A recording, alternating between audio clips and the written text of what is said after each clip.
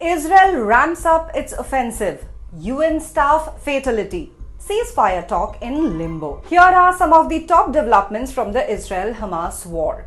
Israeli tanks pushed deeper into eastern Rafah on Tuesday morning, entering the neighborhoods of Al-Janina, Al-Salam and Al-Brazil, said the residents. Meanwhile, in central Gaza, an Israeli airstrike on a residential building in the Nuseirat refugee camp has killed at least 13 displaced Palestinians and left families buried in the rubble, as per reports. Israel knowingly attacks aid workers' location in Gaza. Israel's military has carried out at least 8 reported attacks on aid workers' convoys and premises in Gaza since October last year. The attacks came despite the aid groups providing their coordinates to Israeli authorities, according to a prominent rights group, Human Rights Watch. UN staff fatality after a vehicle was struck. Tragically, a foreign UN security staff member became the first international fatality in the Gaza war after a UN-marked vehicle was struck while en route to a hospital in Rafah. Qatar PM says no commonality in ceasefire talks.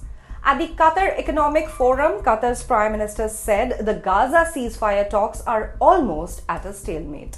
When there are two parties who want to agree on something, you need to agree on the baseline first of all. And I believe that what we are seeing, there is a fundamental difference between the two parties.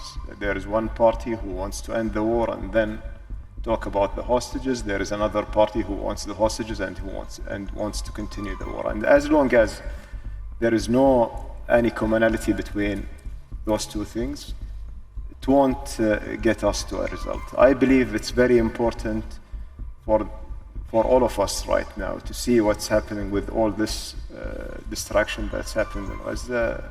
Enough is enough. The mounting death toll now surpasses 35,000 according to Gaza health officials.